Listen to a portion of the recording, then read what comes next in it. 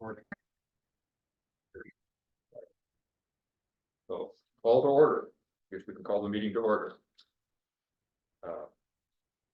First item and the thing on the agenda is a short reflection. Does anyone have a reflection? Okay. Moving right along. We should do introductions. We have a couple of visitors, a new city employee. Do you want to wait to see if Mark is joining us? Oh, Zoom. Looks like there are 3 participants currently in the meeting.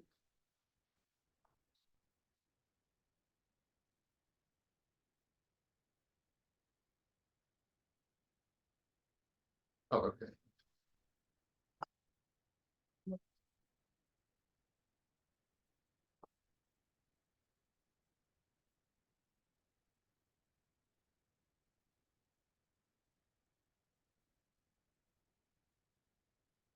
Can we arrange it so we can see Mark?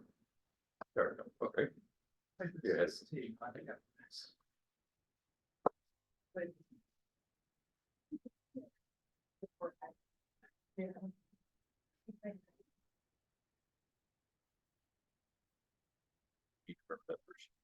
So maybe the simplest thing to do is just go around the room, starting with Betsy. I'm Betsy Orman. I'm interested in participating and I'm here just to see how things went. How long have you lived in Lake Forest Park? 39 years.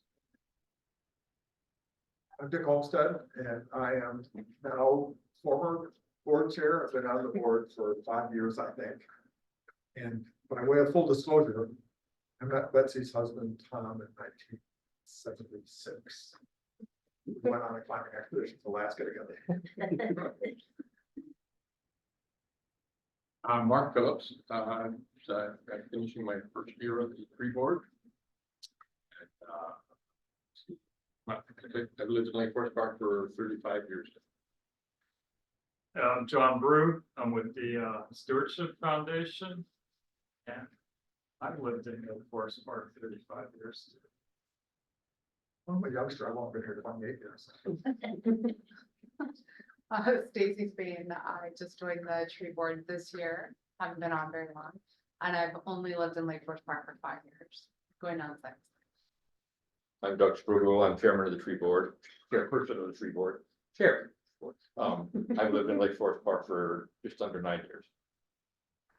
I'm Victoria Putas. I joined with Stacy in January, so just been here a couple months, but been in Lake Forest Park for 9 years this month. Hi, I'm Larry Goldman. I'm on the city council, on the council liaison to the tree board. Drew Morris. I've never lived in Lake Forest Park. Live in Seattle, but I'm coming from Bainbridge Island, another municipality with a lot of tree regulations, and was doing a very similar role. So this is much shorter commute for me, and I'm happy to be here. Yeah, really passionate about public education and workforce development in the tree industry, and just hope I can be a good resource for you guys, and you guys can be one for me. Yeah, I should say, Drew and I spent an hour yesterday talking together. And I think it's just going to be a tremendous resource for the board. We have a lot of ideas about the things we've been talking about, the tree height, the tree size issues, and the tree list, and a couple other things we haven't even gotten to yet. And I think it's going to be a really good opportunity for us to, as she said, help each other. Because it's, certainly our conversation yesterday was really productive for me, at least. Yeah, and I just really like that you guys have a tree board too, that people are engaged, and I think that that's really an awesome part of this community. So looking forward to being. My name is Elizabeth. I'm the assistant planner of the city of Lake Forest Park. Mark? Mark Hoffman, Community Development Director. This is my 4th tree board meeting. And welcome, Drew. And we have another visitor, Tom, I believe. Tom, do you want to introduce yourself? Yeah, I live in Lake Forest Park. I've been here for 27 years, and I've actually applied for one of the vacant positions for tree ward. Okay, thank you all. Adoption of the agenda. Anybody wants to add to the agenda? Pretty full anyway. I move we adopt this agenda. Second? All in favor?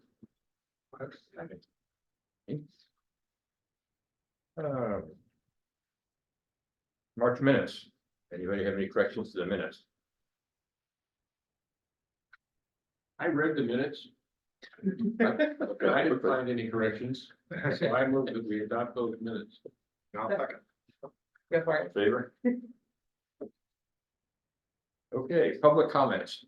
So this is the time when anybody who wants to make public comments can make them. The comments are limited to 3 minutes.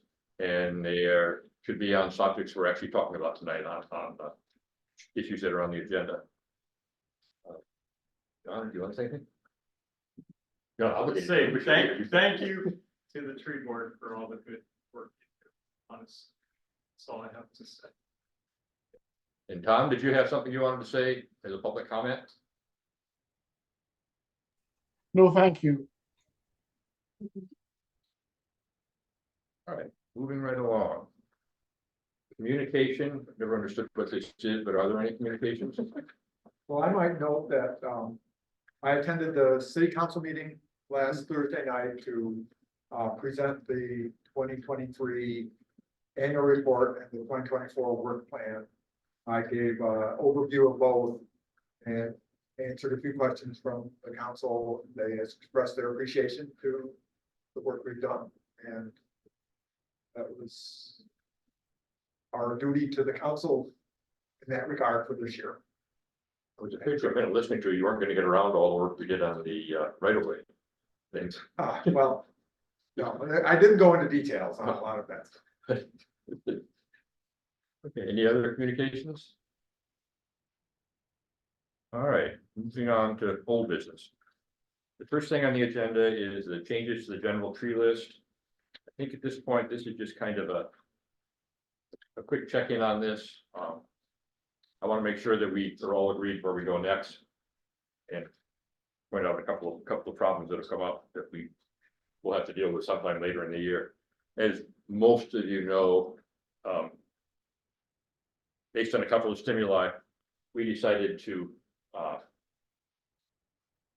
look at the general tree list, take out those trees that are regarded by King County as weeds of concern.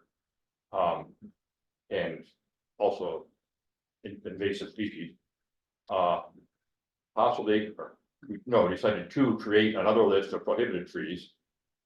And we got to the next thing, which was a series of species that former tree board member Tim Hone suggested we take off the list for various reasons. And I believe what we decided on that was that Dick and I and our urban forest planner, which we now have, would go through that list, make individual decisions on these 5 species, 15 species, whatever they are. Basically bring that back to the tree board for approval.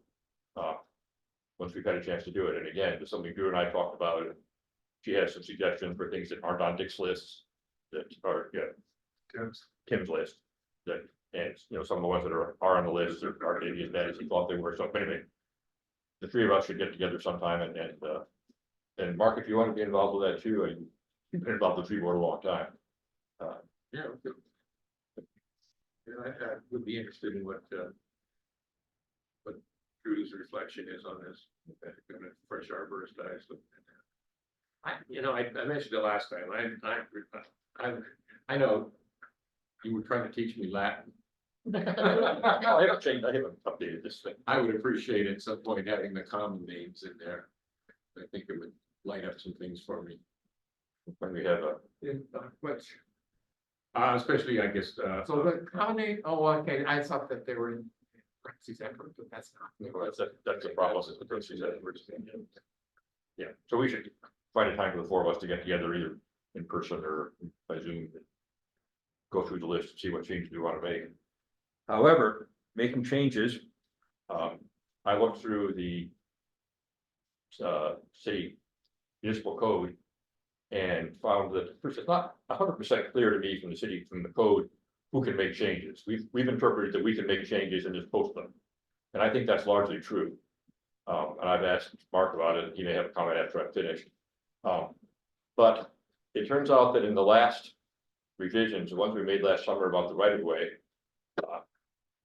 those two items, references to tree list were made to the tree list as of June 30th, 2023, of trees less than 30 feet tall.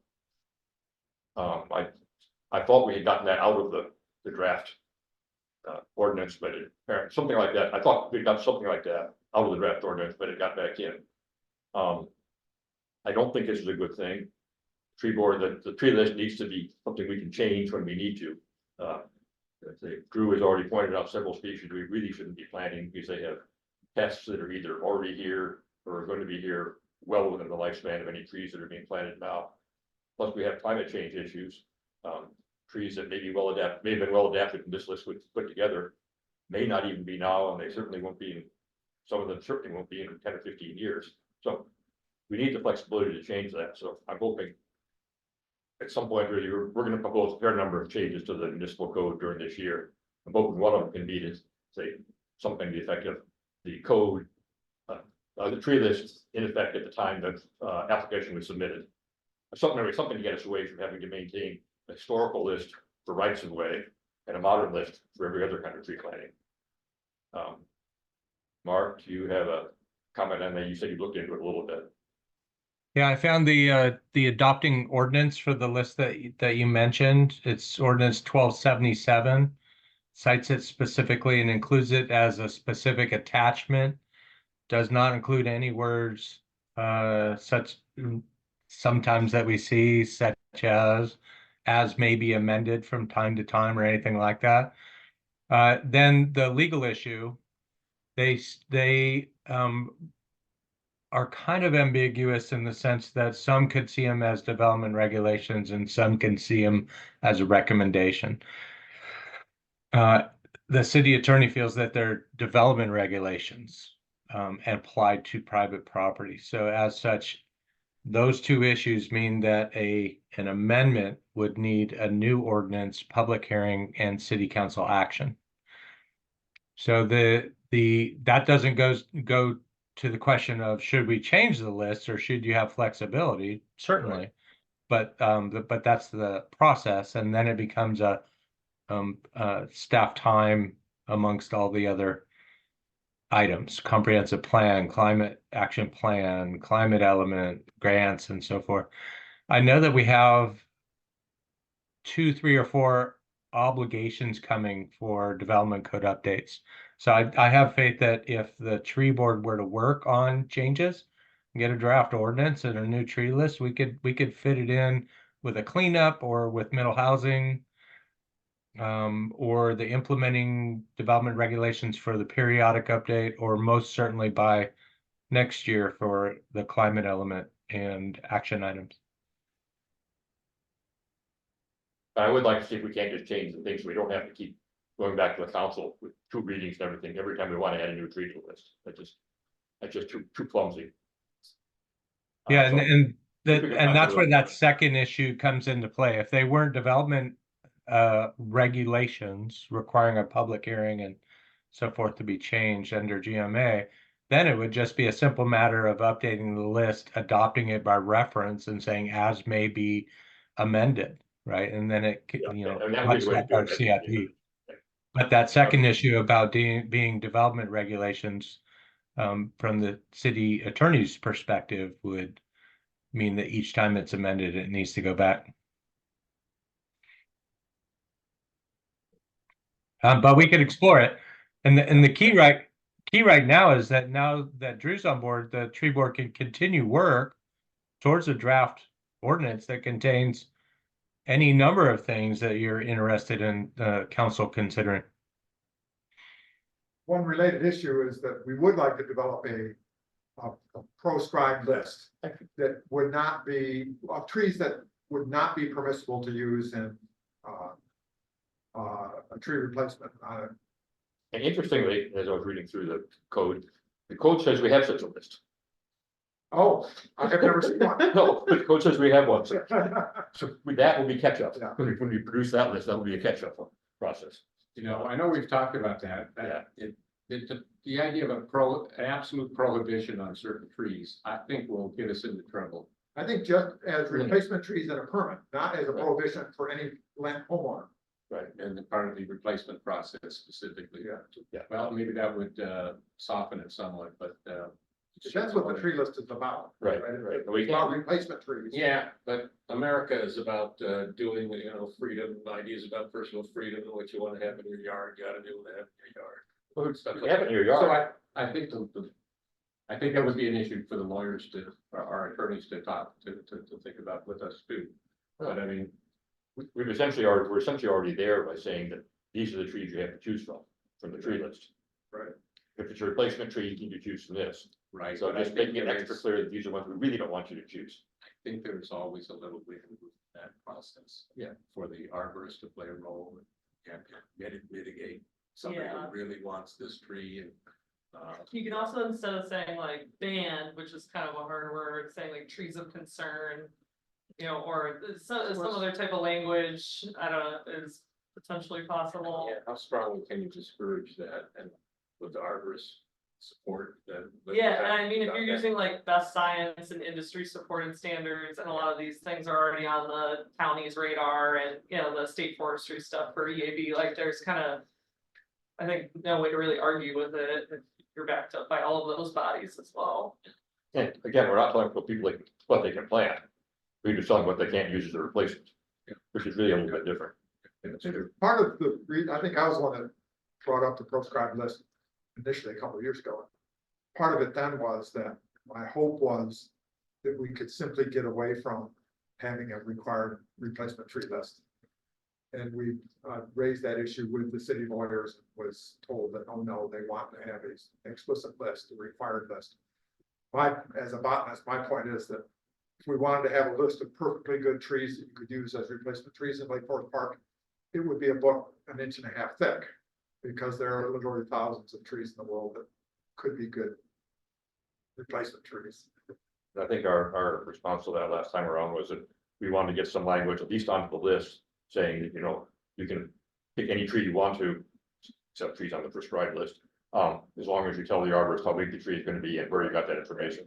And make the list more of a recommended tree list. Yeah, well, it's People also, who don't know trees and are looking for something that they would like to use as a replacement tree, here's a list you can choose from. But if you're knowledgeable about trees and you really want to have that southern beech, or you really want to have a species of magnolia that's not one of the 3 that's on the list, you could do it. yeah, I would think the arborist would discourage anybody from planting at Southern Beach, but the way it's getting. Well, no, Southern Beach might work. It's getting hotter, maybe get more and more like Alabama at least every day. No, Vegas, it's southern beech. Oh, that's Southern. Way southern. Spear beech. Way southern, okay. Yeah, they're fabulous trees. We got 3 species in my garden. Okay, So there's a whole topic here for us to pursue at some point. right, okay, but.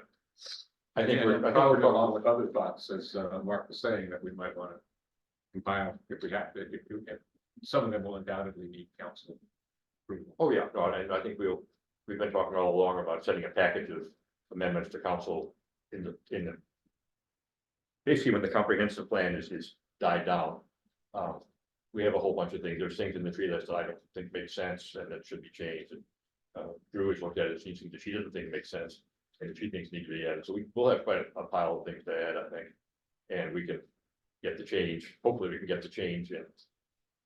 The specific listing of that date, change too, to make it as amended. But that's really something for probably June or July, not June, because I won't be there in June, but July, August, September. Later anyway. Anything else on that topic?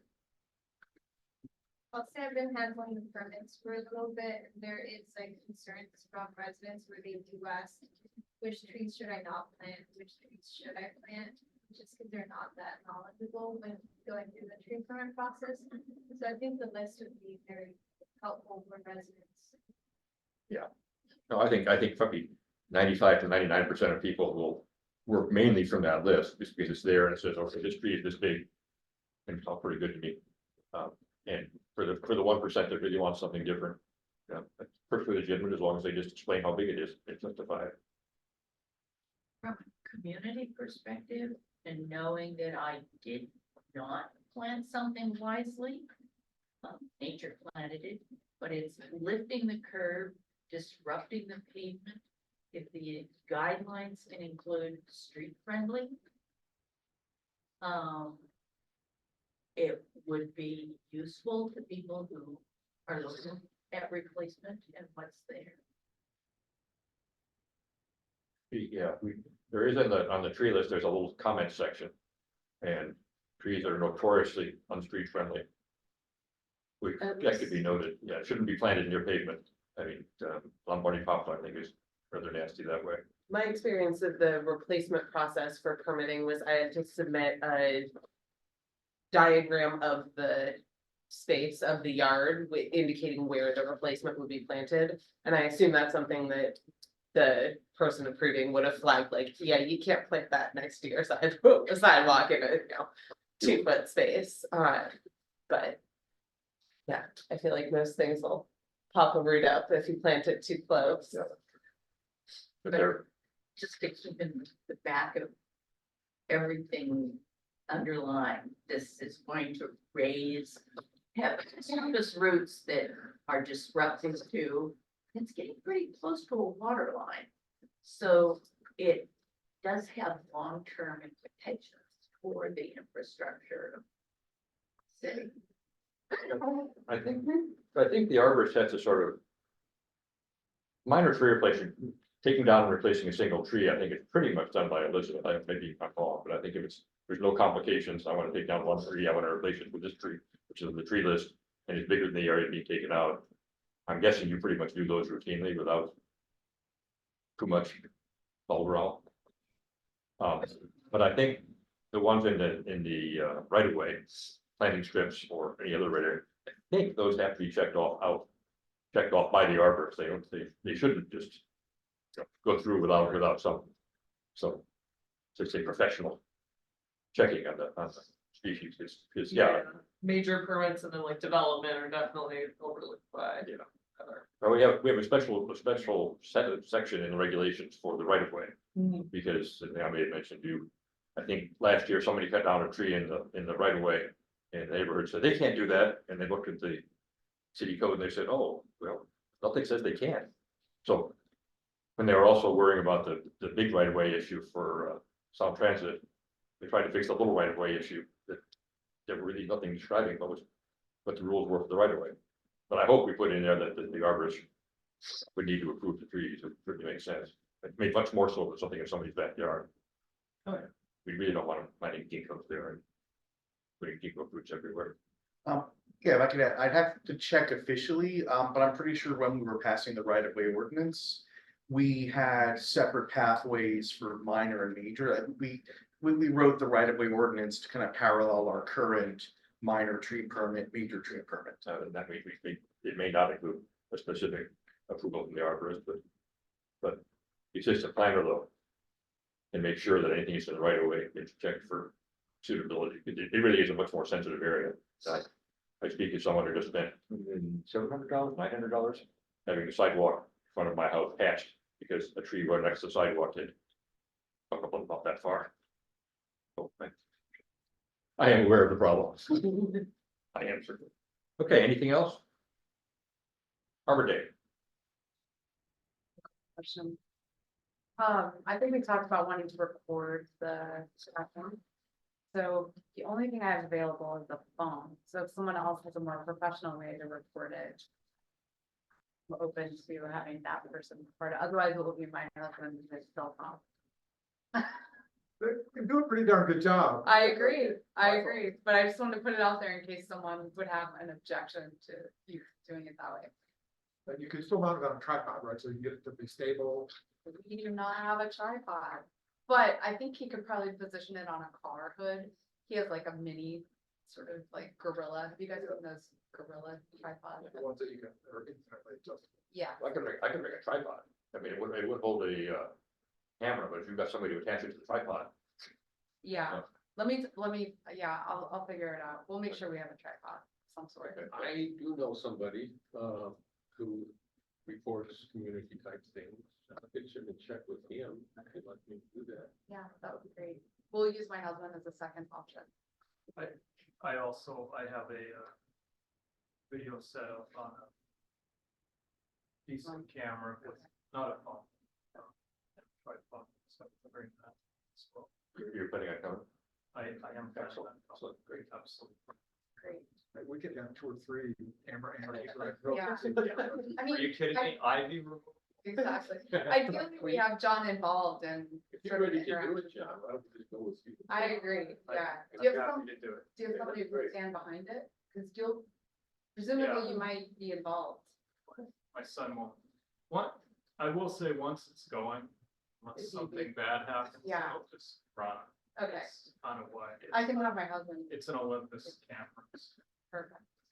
Okay, If you're gonna be doing the, I guess I'll be talking. you're gonna be on camera, so. Yeah. You can't be missed.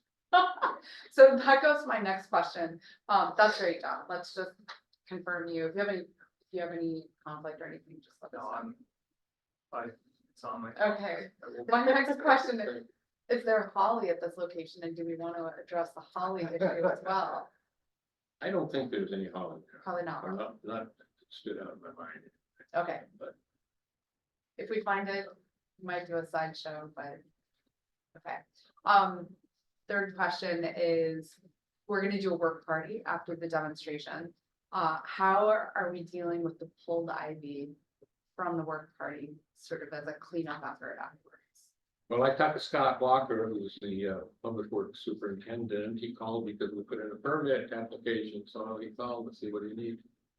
They'll pick it up, Public Works will pick it up, and they're gonna give us, I'll pick up a tarp Okay, Friday beforehand, and we had some ideas about where to put the tarp, and we'll just pile it there. It's not gonna be a big blow, I don't think, but, so they're ready to do that. okay. Pick it up. For those of us that are gonna be involved in the conversation, I'll circulate a dialogue, a rough draft of a dialogue that we could go through.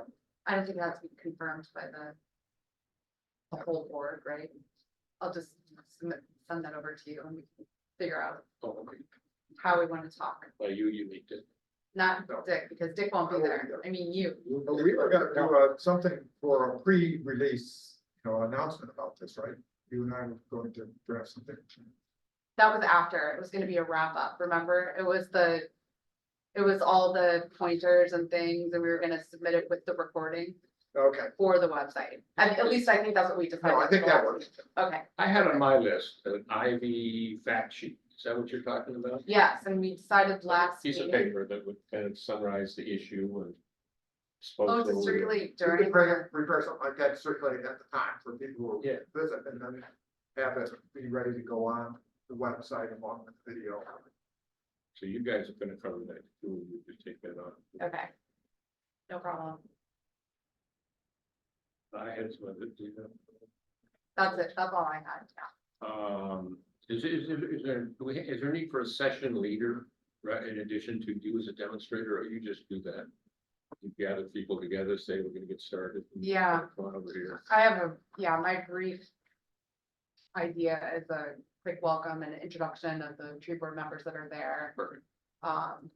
What Arbor Day is, why we're doing it, like Forest Park as a tree city.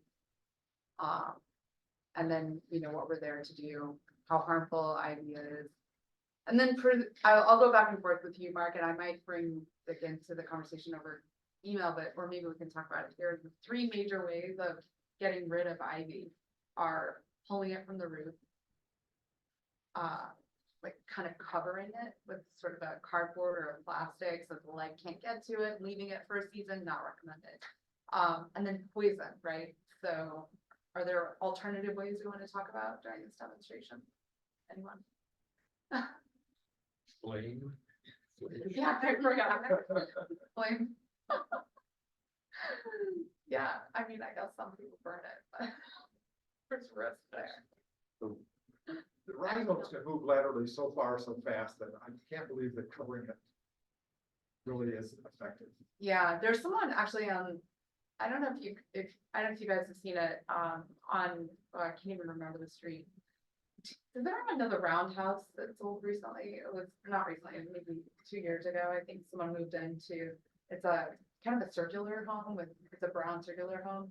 But they started covering it on their hill And I've noticed That's the, right up from the street from you. yeah, Yeah. exactly, and I wonder if that, under the Yeah. cardboard on that hillside. yes, it's the ivy, it's the ivy, I think they're just kind of reducing the spread, I don't know if it's effective for them, but I do see that they're removing it. So that's how I even got the idea about the, I think it's okay for you to mention. With I will. caveats that it doesn't work. Yeah. It did not work. Well, there's other very invasive thing down the knotweed, visible knotweed. There's not much other way to do it as far as I know. Yeah. Except for poisoning it or covering it. yeah, It's- and mowing if you dig But if you dig the knotweed up, it just breaks up little pieces, like that. right, I don't think that's as true for ivy.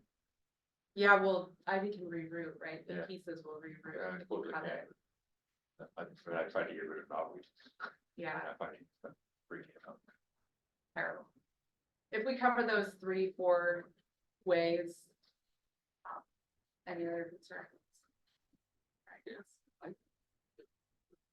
I thought a good point to be made. I don't know if it was in our meeting or if it was outside our meeting, but somebody mentioned that another fact about ivy is that it goes to seed when it's in a Yeah. vertical Only position. when it grows up on something. Yeah. So I'll another good touch reason that. why it should Yeah, come off a tree. Yeah, That means the number one priority is getting it off of trees and fences and houses and anything like that. Yeah. Secondary priority is getting it off the ground. Yeah, okay, It can spread on the ground, but only as far as it can grow. If it grows up on something, the seeds can be spread by birds. To significant distances. and the other thing I talked to Drew about actually is how much of a, if you're only gonna remove it from the trees, because that's the number one priority. Which is why we're doing this entire ivy demonstration, how it can harm the trees, if you're going to only remove it from the trees, you need to give yourself a 6-foot ring. I was like saying ideally 6 foot just for, like, I don't know what the standard is for making sure it doesn't like, continue, but we always said 6 foot because of fire ladder concerns, so So like, 6 feet from the six- ground, right? Oh, yeah. Oh, but Like- what about from the base of the tree out? What's your recommendation? Back, I don't have anything. I think the recommendation is to just get the roots of any of the vines that are growing off the tree Got it. out. So, okay, Yeah. Because if they're just cut off at ground level, they will regrow quickly. yeah, There may be other vines growing horizontally on the ground nearby that will at some point in the future grow up, but I think getting the rooted portions of the ones that are growing out, is the most important. perfect. But I think also realistically, we can see this in my yard, I think ivy can grow quite a number of feet in a year. So it may really, no matter how big of a circle you clear, it's gonna be able to get back in a year or so. So you just have to keep working at it, keep it from going up the trees. Try to and make getting it stuck an in the annual trees. thing, like Well, every and- Arbor Day. Yeah, or every other year, just, but you can still get it off. Once it gets above 6 feet, it's very hard to get off, but if you can still get it, so it's no more than 6 feet, then, it's not that much work. I do it in my backyard every year. I think there's photo documentation of the progress that's been made at 5 acre woods that you might incorporate. That'd be good. There's a lot of progress that was made. Mhm.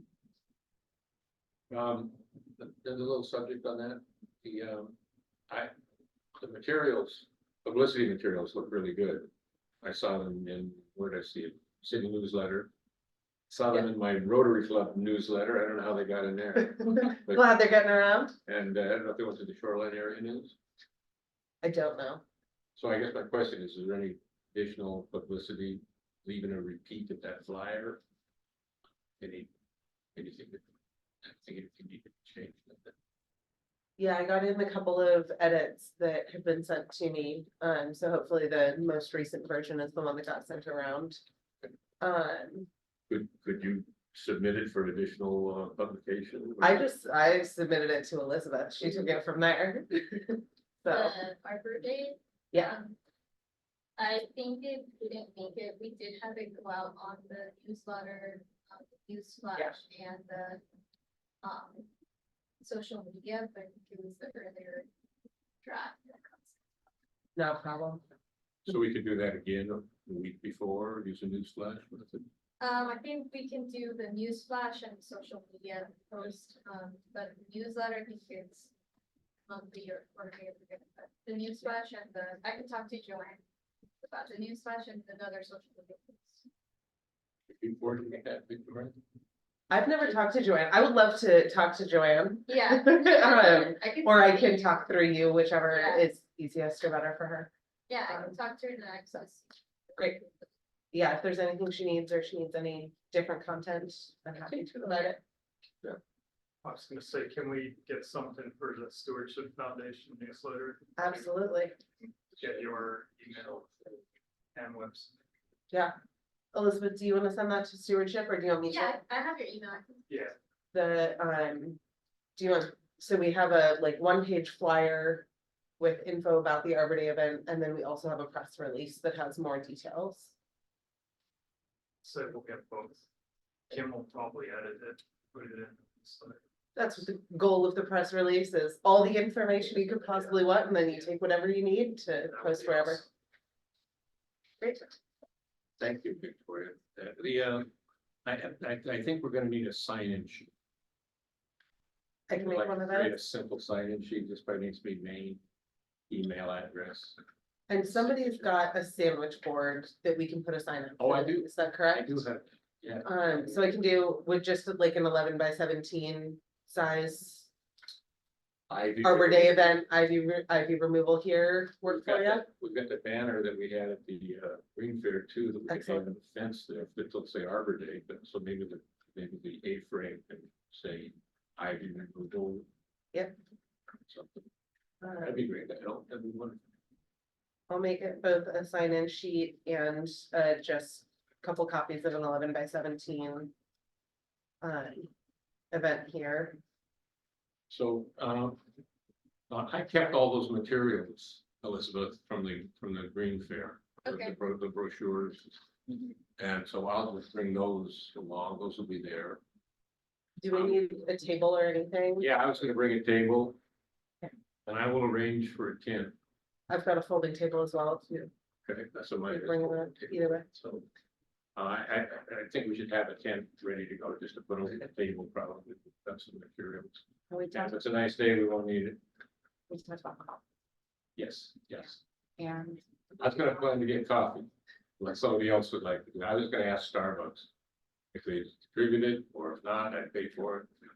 You know, thing, and maybe a bottle of juice. Kids, some cups. Maybe some snack. Yeah. I can coordinate more of that with you guys over. You need any tools? I can bring tools from ours. Grace Cole shed. Like hand loppers or gloves and stuff. Yeah, probably have some input. Yeah, I'll bring a box of gloves. Coffee boys would be great. I've got your whole that's been great too. And I think our material is gonna encourage people to bring gloves. Yeah. A hand pruning saw, if the vines are big. It's better than Yeah, loppers, you know, it's sort of bigger, it's hard to. yeah, I meant the hand. Okay. So, And I got you know where it is? What where it is? I have the address, yeah.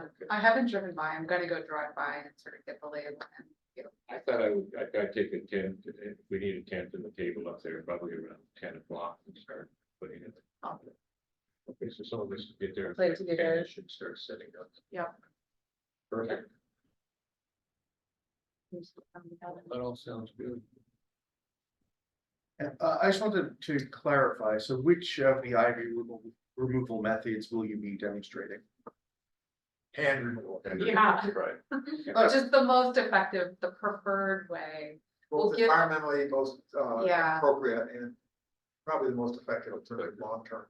Yeah, for sure. We're not gonna be spraying poison around it. You're And not. I wanted to confirm because in the past, when the city has done invasive plant removal using chemical means, it usually leads to complaints from residents as to why the city didn't choose a more environmentally friendly option. Good to know. Yeah, good to know. I also think legally you don't want any poison being sprayed around. Private property. Exactly. I've got a few blowtorches if we want a big fire. I don't know, maybe just to mention it, this property that we're gonna work on. I mean, ideally, this would be in the city park. But the city parks are clean. Public works people keep them, got been really clean of ivy. So this is a private property. It's a senior housing cooperative that's run by a nonprofit. That area is about, so it's kind of a nice thing to do. Yeah. And we can make that point, you know, we tried to find city property where I was out of control, but we've done such a good job. Name city proper, I'd be out of control. I mean, the strip along the river Gilman, which you see right away, right next to the Yeah. county right away, There's still plenty of 5 acre wood, but. Yeah. Yeah. Most of the street is, I think we chose this for parking purposes, that's right. Yeah. Yeah. I think it's not, Visibility, parking, there are city parks, I think, where you know better than I would, I think there's city parks that have plenty of ivy, Yes. not rising, but yes, yeah, great pull probably. Because as somebody mentioned, even if you get it all, you're delude yourself that you've gotten it all, then next year it'll be plenty. yeah. We'll definitely give We'll a say it's convenient. For parking, are the new curbs that have been installed all down that section of the street? Gonna, you able to work around that for parking, do you feel like? I was seeing myself as maybe a parking attendant for at least the first half hour of this event. Do we think people will just be Give able people to some of the- park inside the, Yeah, I think they'll Okay. park inside for. between the fence and the Probably curb and the, two cars side by side, but. being able to get out will be the problem then, Yeah, if somebody in the middle is trying to leave. there is some more parking down the driveway, inside the driveway, there's. Okay. a little parking area. If they're okay with us parking them that way, that's great. Awesome. Okay, that sounds good. We're ready to move on? I think I would like to reverse the next two items on the, can I do that legally, or did I have to read that back and we approve the agenda? I think the chair can do that. Okay. This thing about formation of a climate policy advisory team is something I didn't know about until I went to the council meeting where Dick gave the tree board report. And I think it may be simpler. I'm not sure how long the working in the comprehensive plan is gonna take. But I at least want Mark to do it, whether he knows it or not. Tell us about that and what we need to do for number B here, the formation of the climate policy advisory team. Thank you. Yeah, last night I was at the Climate Action Committee. Tonight I'm at Tree Board. Tomorrow I'm at our special planning commission meeting with this topic. And the reason being is that on March 28th, we proposed formation or creation of this policy advisory team at City Council. And we introduced it, and the feedback was, can we check with the existing commissions and boards and so forth and get your feedback? So that's why I'm here tonight. The purpose behind it is that the city's received a $500,000 grant from the Department of Commerce, State Department of Commerce, to fulfill some requirements related to climate planning. The primary requirement is to have a standalone climate element. Normally, we would have to do that by 2029 because our other process is already underway here in King County. But with this grant, we're able to move it up to 2025, June of 2025. So the important part is it's different than the periodic update, which is underway and due this December 2024. It's an additional amendment to the comprehensive plan due in draft form next June, or 2 Junes from now. So the idea being that if this is favorable to the council, in order to fulfill the grant, the scope of work, we're going to RFQ for a consultant in late April. That consultant will have the primary task of doing that scope of work, and then they need a body or a commission or a committee of residents to assist them for that local input.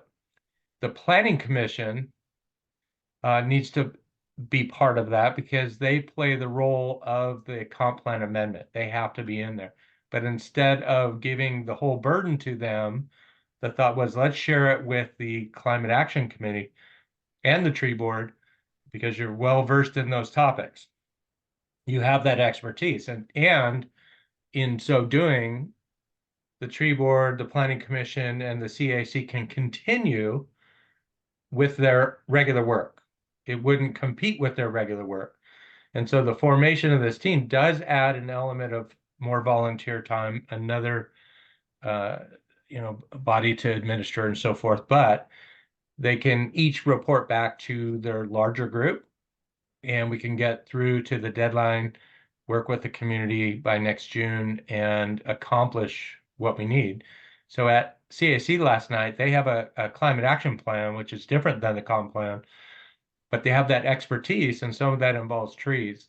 The proposal that was at council last week, we inserted the words up to, and the formation ideally would be 3 members of the CAC, 3 members of the planning commission, a member of the tree board, and then 2 residents or citizens not on a board. Then a council liaison and an alternate council liaison. And then outside groups can participate in the public process, public meetings as fit at the issue. So we wanted to go forward with this. The council will reconsider, or second touch would be April 11th. So I'm hoping for some feedback tonight. I realized while I was talking at the council meeting last week, my thought going into the meeting was, we have all these volunteers. Of course, we're going to get 3, 3, and 1, no problem. But as I was talking, I realized, what if we don't? What if everyone is so busy with what they're already doing? So the flexibility hopefully will be added of what will constitute the team. But we're really hoping for at least one person on tree board to take that on. Do you have a sense for what the additional time commitment might be for joining? I have it written right now to meet at least once a month, similar to the existing obligations. The primary burden is going to be on the planning commission as a body, because the whole amendment has to go through them. But this advisory team about once a month, and has the flexibility to meet with the consultant that will bring on board, select a night that's convenient, and not directly compete with our existing boards. Oh, and it's about 1.5 years from right now. Is there someone who would like to be our representative? Are you interested, Victoria? And I thought you might be, Mark, because I don't know how many people realize, but Mark was one of the primary authors of the forest management plan that set up the tree board. And basically kind of, Thank you. I don't know. I think not. Thank you. Victoria, are you interested? I feel like I don't know a lot of the policy stuff very well yet. If no one else is interested or available, I likely can. I need to look at some commitments, but I can tack you up on it. If Victoria can't, then I'll be your, the last resort. Oh, I think it'd be great. No, but I would feel terrible if for some reason you couldn't get this group together, Mark, so. So, Mark, if I could just to understand, this group's product is going to be a new section of a comprehensive plan for the city. That's going to deal with climate. Somewhat, absolutely. Our next topic tonight will discuss what's already in the comprehensive plan, and get some feedback on the periodic update, and is this sufficient? Do we tune it up? There are portions of the climate action plan that deal with trees and canopy. Those are more implementation action items and would be considered later on down the road.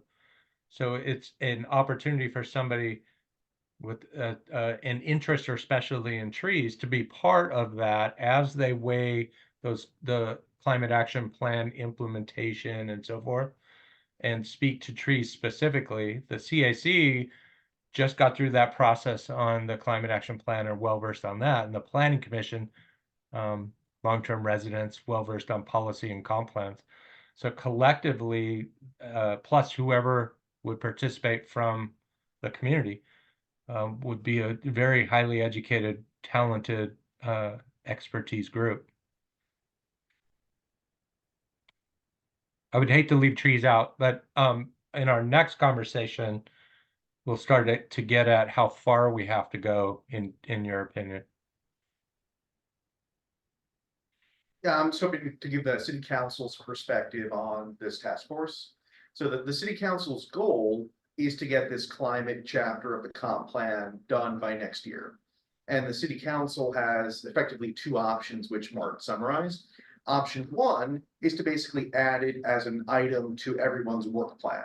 So add it to the tree board's work plan for this year, to the planning commission, to the climate action committee. Option two is to create the task force and let the task force do the work, bring it to those committees for approval.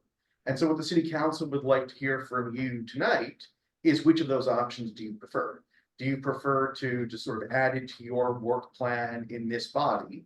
Or would you prefer to send a member to the task force to work on it independently of the tree board? And for the reasons that Mark laid out, that having a separate task force would allow for a consultant, so there would be, if that would be part of the grant money, so it wouldn't be extra work for Mark and Elizabeth and Drew. Is that sort of an accurate summary, Mark? Yes, we would attend, but we would still be tasked with all those individual meetings that we already go to. But there's opportunities where the work can be performed by the consultant and this task force, and we wouldn't struggle with quorums of each of these groups being together and the noticing that would take, and the minute circulation and all of that administration. It's easier to have a separate body. But the alternative is to have the planning commission be the primary amendment body, just explore joint meetings and really finding when everyone's available on non-meeting nights, and then finding a bigger room and a bigger opportunity. And then you start running into how many people should be in the room for those conversations. The benefit is everyone will be involved with this format, because the representatives then go back and act as liaisons to their existing group and get feedback, and then bring it back to the task force team. So the individual, let's say it's 9 people, are tasked with the effort, but the input that they collect from all the existing boards and commissions is what would go forward. I suppose I would be very interested, and I'll bring it back to the council on April 11th. What is your feeling? Which of those options do you prefer? It seems to me if it's a separate, it's added to the work plan of each of these separate groups, it would be just too fragmented. I think we need to have the task force with representatives all on it, meeting and working together. Otherwise, I just can't see how it would work. If the tree board took it up as an item, and then the climate action committee did, Group of 40 is not effective. It seems significantly more logistics and practicality wise. Simple, straightforward to have a dedicated team that can pull together information from multiple places. I agree. But it's one more group that can't meet all at once unless it's an official meeting. So yeah, it sounds like we have some strong feedback. Mark, can you share what was the climate action committee's feedback, since you talked to them yesterday? We talked at length, and the initial feedback that I recall is the first comment was, "This is everything that we could ask for." They're charged with implementing the climate action plan as fast as possible. So I get their goal and mission. We're tasked with the periodic update of the comprehensive plan, the climate element update of the comprehensive plan, middle housing development regulations, SMP, critical areas ordinance, and everything in between, and hopefully a tree amendment ordinance with you. All of that can continue if this team can be formed and they find a night to do their work and report back. If not, then the other option is there. The structure is there. We wouldn't add another temporary task force, for instance, but then all of that existing work would have to compete. Okay, so yeah, thank you for your feedback. I'll bring it to the rest of the council on April 11th. And then the note I took at the end of the meeting was their feedback is favorable. That's the best way to do it. It's not the most exciting word in the world, but it captures how they felt. If we just leave it as something that every group deals with, it's gonna be something that comes up every meeting, it takes up a significant chunk of the meeting, and it's gonna try to get nails done. I think separate committee is a great idea too, I also. Well, Mark, I heard there was one night a week when you weren't attending meetings. Is this is this pretty much gonna sink that? A new Yes, group? but I've dedicated the next 2 years to this whole effort. So I'm already in, whatever night. I just hope that weekends don't become eligible.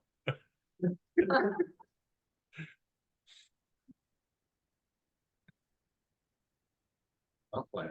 Okay, comprehensive plan, Mark is also gonna do that, because he understands what's going on. And then, and just to layer things and save some time, when we go back to the 11th, I don't want to predict what'll happen, but we'll relate that feedback. But at some point, if this goes forward, there's going to be nominations that have to return to council. And so in April, all of this will come together. So in the meantime, if you could really think about how best to represent the tree board on something like this, and then when we get back to you, we'll have more of an update. Thank you.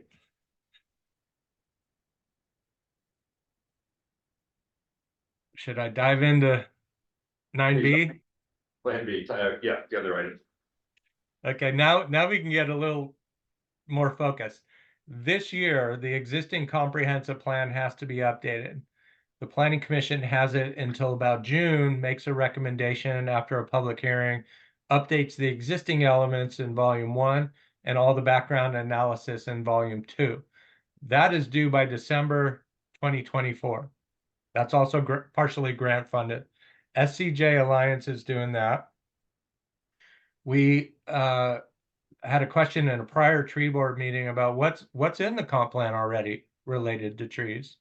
And I think it was 2 meetings ago. And so I said to kind of coordinate that conversation and get feedback from you to SCJ and then to the Planning Commission, I would capture the tree related policies and narrative and goals in the existing comprehensive plan so you can see those without having to digest what a comprehensive plan is, what's the process, then read it. This is, I think, the 4th time I've read it, so it's much easier for me to go through it again, capture those things, cut, paste, and I did that. So you'll see one category is narrative. Each element sometimes starts with some narrative that covers a lot of topics. If there was a tree-related paragraph or sentence in there, I grabbed it. Then you get to goals, which are very general. Very few goals are tree-related, but there are a couple that I state. And then you get to the actual policies, which are the meat of the document. It's the primary purpose of the comp plan is a policy. So there's quite a few existing tree policies in there.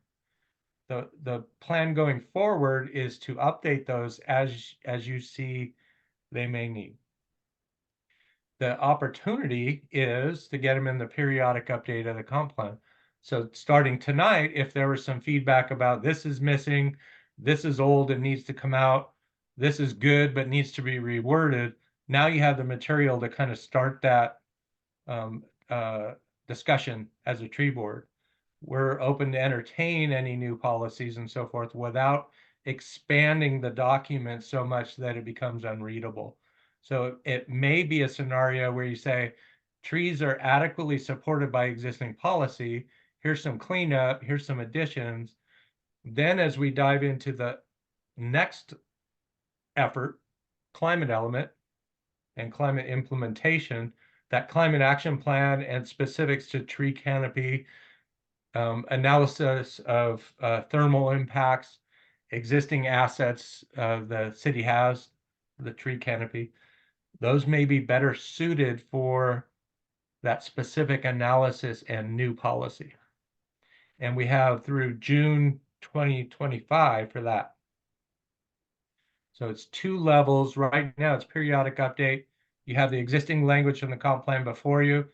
we're open to suggestions, but you won't miss anything because you get a very detailed climate lens opportunity over the next year and a half.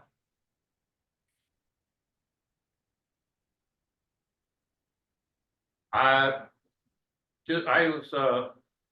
appreciate this memo, Mark, and the summary that you provided of where tree issues tend to show up in the comprehensive plan.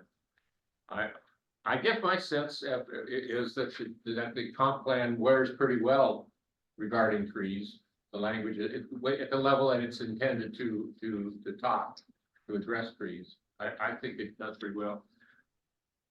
I came up with, I think, 5 or 6 points that I would like to get into the conversation tonight or whenever it's appropriate as we proceed on it. So I'm wondering if the best way to go through this is for you to make your 6 points and then Dick to make his or whatever, or to maybe go through the thing section by section. Do you have any comments about that section? I'm not sure what's best. I'm a little bit inclined. I think it might be better to go through section by section. And see who has comments on what. That might depend a bit of where people haven't had a chance to look at the material. So I if we, haven't taken the time to look at it, but most knowledge. so I'm not gonna have much to contribute tonight. okay, so And- I'm thinking And it's not too late. I meant this as an introduction. I didn't think I would actually get it done till yesterday. So Monday it went out, but I didn't mean to imply, here you go, now I need all your comments and feedback. We could certainly come back to your next meeting and get them specifically because all the elements are being analyzed by the consultants and the planning commission. And it would not be too late in May to add or change or revise into those existing new drafts. What, do other people have specific thoughts that they've come with? I had just a couple. I basically agreed with you. This is worn very well. There's not very much either missing or wrong with what's here. Again, a couple of points. One thing I thought should be added, one thing I thought should be taken out. But I don't have a whole bunch of comments on what's here. I don't know, however you think, that'll be the best way to. Did you guys read through it? Do you have a list? Sorry.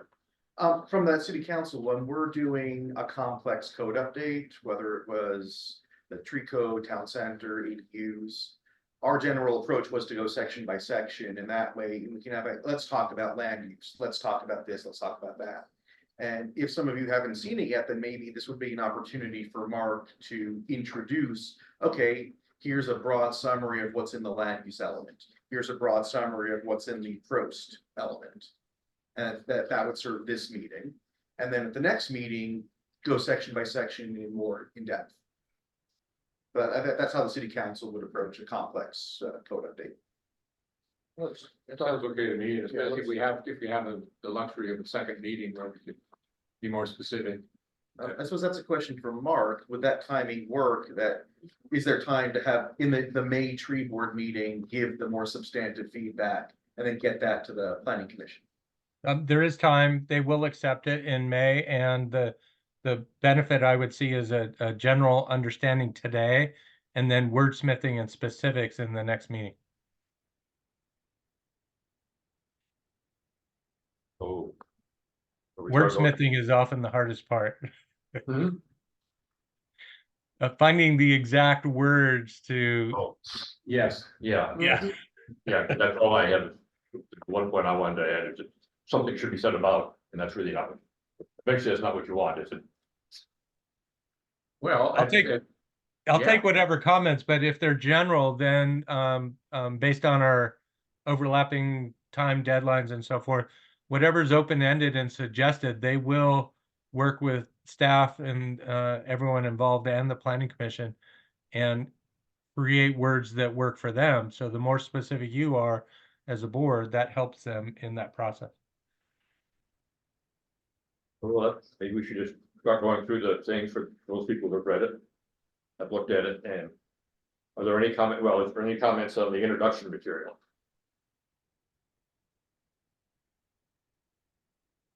And kind of, I mean, it's general, but it's really nice. I think it's a really nicely written document. I was impressed. I don't look at city documents very much, but I was impressed by this. Any comments on the introduction? I don't know, the land use element. So do you want to sort of summarize what it's only half a page, maybe people who haven't read it can look at it.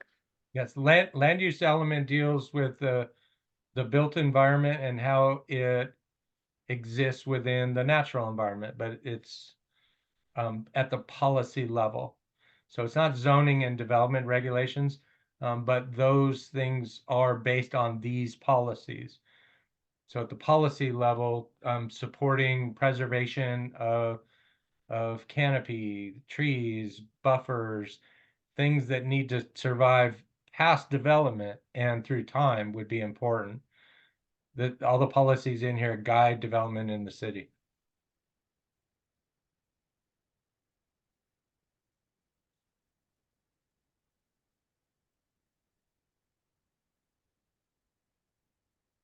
Any comments on the land use element section? I had one very minor one on 3.2. I don't know what page you guys are. But 3.2, and I don't know if it's one that Mark called out or not. Oh, yeah. Yep. We had discussed the use of the term groves, I think, Yeah. instead of clusters. That. So that might be a change, just a thought. That's a very minor thought, but it, Be consistent with the yeah. wording that we use elsewhere. Well, yeah, it's in the municipal code, growth and municipal code, I'm not sure what it says about it, I know there is that. So, okay, That's all. Thank you. Which is semantics for next time. I always struggle with words like desirable, because it's desirable to who? That the creek going through my property may be desirable to you and a nuisance to me. So who says that this is a desirable creek? Just a thought as we kind of churn through things and next time look into more the specifics of wordsmithing. And Mark, to further the semantics question, does the plan start with a definition of terms at all that were not included here? Like, for example, natural. Yeah, not like in development regulations, no. Okay. It's a higher level policy kind of thing, but the word choices matter. Shall, should, could. Typically, those are in development regulations and indicate the degree that things shall be done. They give guidance to reviewers.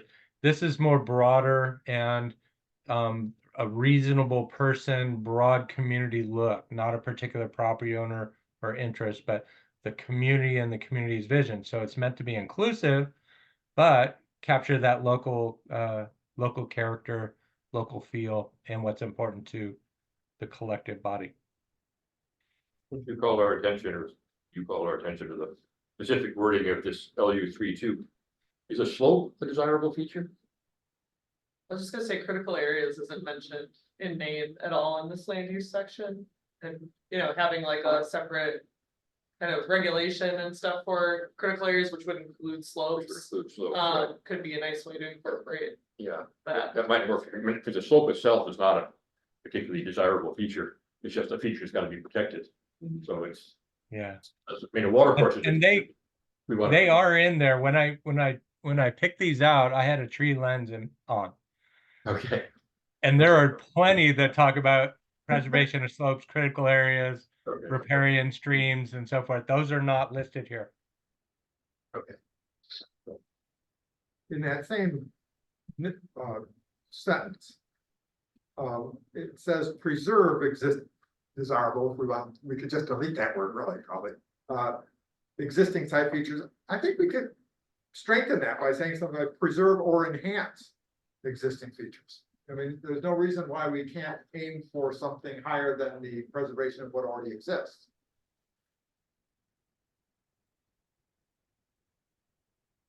It's a good point, because an awful lot of what's written, including this, Dick's, Mark's comprehensive forest management plan, and a lot of the other issues, talk about preserving the forest, but they don't really talk about building it. So maybe I didn't do that when I was looking at this, but maybe we should look through the eye of, how can we make it even better than they are? The things are pretty good. I mean, we've got almost over 50% forest cover in Lake Forest Park now, but What's the focus shouldn't be entirely on on preserving, it should be on expanding too, sorry. Oh, I was saying, yeah, like, looking at the canopy coverage, but what's the understory look like, you know, under Yeah. that canopy coverage, and so that kind of sometimes gets like lost in the sauce too, of having multi-story and healthy canopy.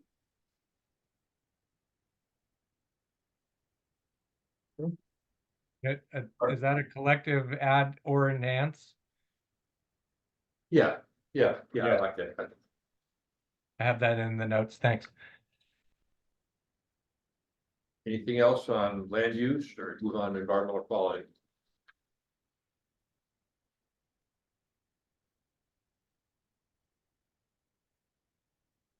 So there we have the protect designated sensitive areas right there at the beginning of that, that's good. Yeah, this one has the critical areas extensively. Land use is more, you know, how to adapt the built environment to it. This is really the protect, enhance, maintain. This captures, and I will offer that the existing comprehensive plan policies and existing development regulations for Lake Forest Park relative to surrounding jurisdictions are relatively strong.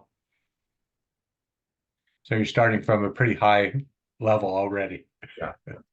So there's no sense of making it all reactive. Moving forward. The one thing that I noticed on here is it says EQ 9.4, maintain a community forest management plan advisory committee, which I think is us. Yep. So maybe we just take that one out. We've got the tree board doing that. There's no sense. Yeah. I was We already created one new citywide committee tonight. Or at least we encouraged it. I think we can delete that. I could just say maintain a tree board. We could swap names and if you like. No, I like it. Actually, yeah. And then just pull out of the definition of what the tree board does. Well, this is really an awful lot of what it does. Well, it does other things, the publicity parts that are not covered here. Yeah, what was it, 9.4? Yeah, this is really saying that, and you know, this was written at a time when that community forest plan was young, right? It was being implemented, and so it's looking to this advisory group to the main function to maintain that plan. See if it gets updated from time to time or whatever, which is not explicitly called out for the tree board, but is I think one of our functions. Oh, definitely. I don't know who else in the city would manage a community forest management plan. No, in reading through the community forest management plan, I said, yeah, this is what we were all about. So I was thinking that, you know, that could just be rewritten to say maintain a tree board. The 3 things, bullets off of the website summarized, and then maybe add an additional thought about maintenance of the community forest management plan.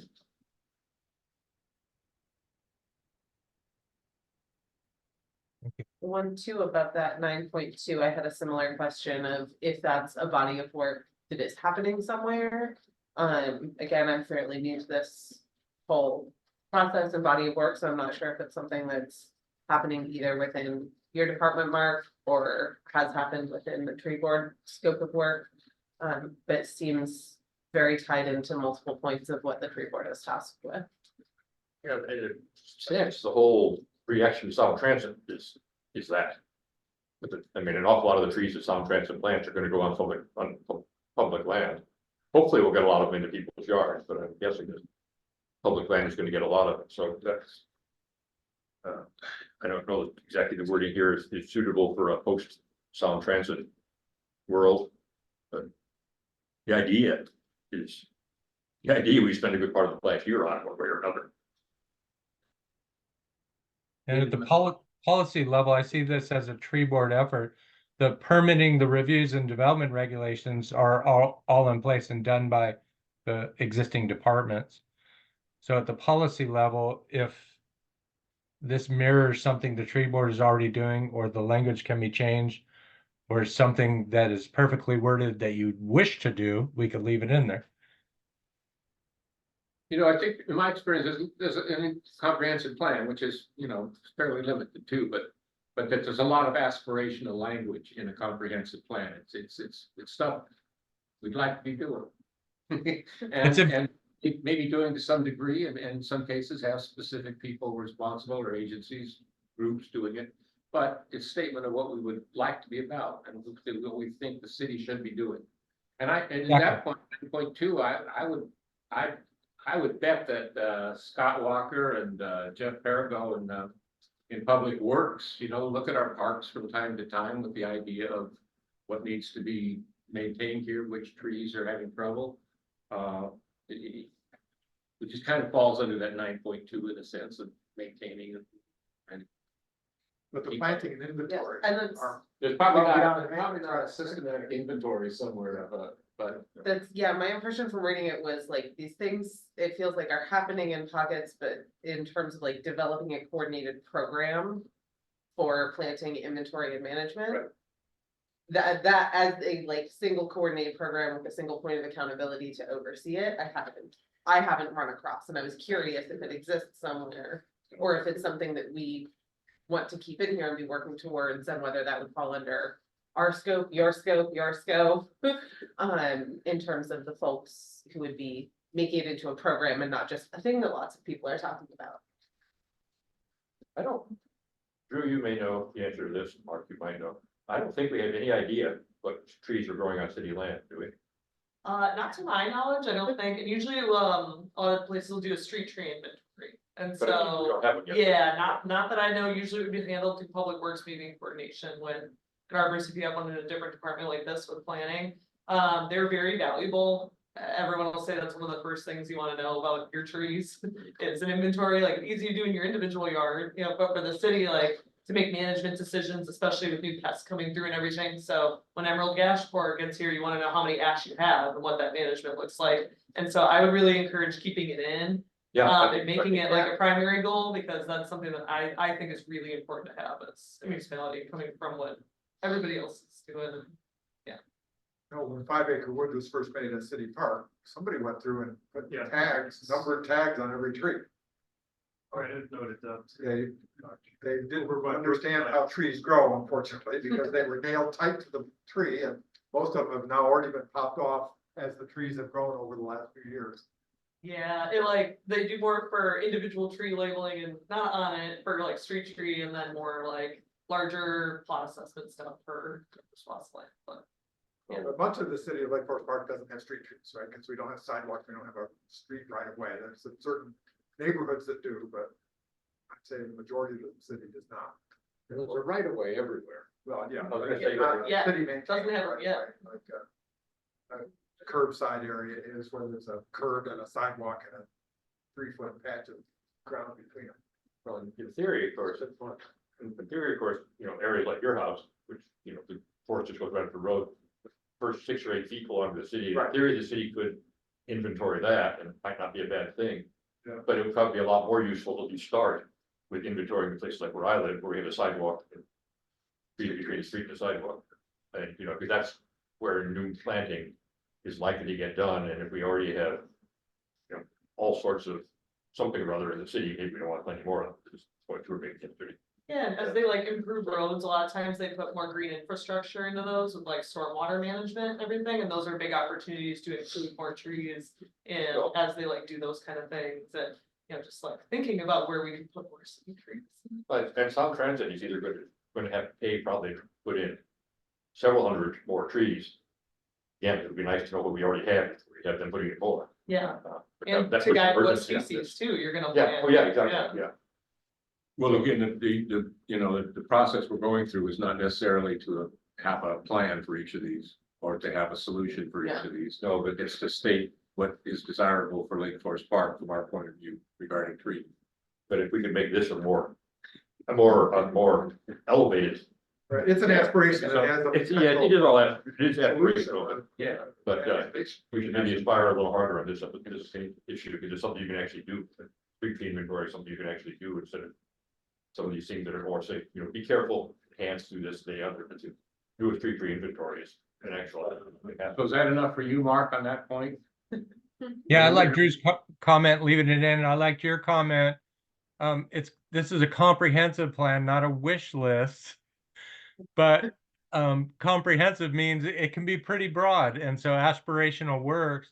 and you don't have to solve the detail or the implementation as long as this policy would support that implementation effort later. I had another thought, as long as It's we're very on intensive, Mark. EQ. Oh, cool. Sorry. I was thinking about verbiage that develop makes me think it doesn't exist yet, but we want to create it. And so it might be worth going through and are there items that did not exist in 2015, but now they do exist? And so should develop be changed to maintain?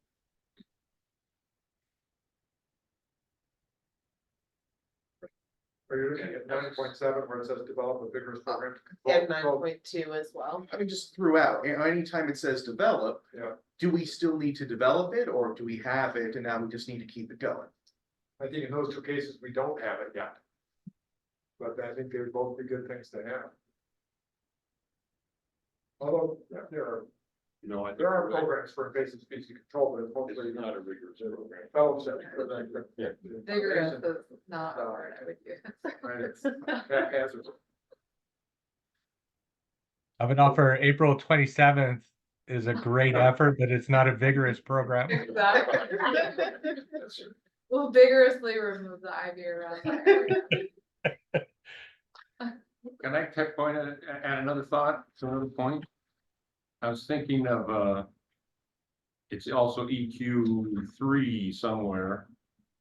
And my thought is, this EQ3, right, streams. So I'm looking at streams from a tree point of view, and what I don't see in that list is, trees as creating shade around streams. So I was thinking of a statement, something like encourage the planting of trees and shrubs in riparian zones to help cool stream water. As a new point under that EQ3. And I'm not nailing down how that gets, how that encouragement happens. It might be when the arborist has conversations with the people about where they should replant, or it might be an educational material that we develop something. You're talking about an existing one that you're amending or adding? I couldn't see how it would add to something nicely, so I was just thinking of it. And this is one of the ones that Mark didn't pull out for us. Yeah, I would just like encompass wetlands with that stream language as well, or, and you could do a shoreline as well, like, that's just kind of things to think about. Like how encompassing you want that language to be. Yeah, I was thinking of streams, but it certainly could apply to wetlands, and Yeah, and like we did a lot more shoreline where I came from, and so keeping higher tree canopy close to that water area on the shoreline was also really important for certain aquatic life. Yeah. And we do it in development regulations, but it may be missing as a specific policy in the comp plan. But I know when we get to SMP, critical areas and development codes, that's what we do. So, and that's a different effort, but if you add a policy related to that, that'd be supportive, and it would also mirror many comments that we get from the tribes. well, that's a good point. But anyway, whatever. Compliment what you said, Mark, not only it shades and cools streams, but it also helps with water retention by having riparian streams and or riparian vegetation. Say another word about that, water retention. Water retention by, minimizing, reducing runoff Mhm. by having more, water taken up in the vegetation along the sides of the streams. Like the rain garden. And that we have, that one I struggled with, should I add it to this list or not?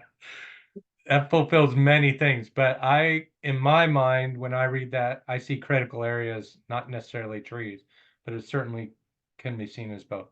And that's already in the comp plan. I had another little point. I don't want to interrupt me or jump in if anybody else wants further thoughts on this. I think in our conversations, we had talked about, we saw the need to encourage larger trees. Am I capturing the sense of some of our, it was, we were looking at and interpreting the results of the inventory that was done. We were thinking about whether we want to just have exceptional trees a few species of native trees, or whether we wanted to encourage retention of large trees regardless of whether they were native or not. I think was partly because non-native trees that are big provide critical services, ecosystem services, just like native trees do.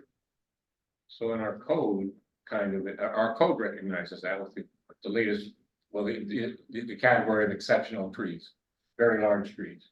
And- It does in development regulations, and when I first got here and read the DCG watershed report, a mental note, there are 3 or 4 policies in there that I can confirm are not in the comp plan right now.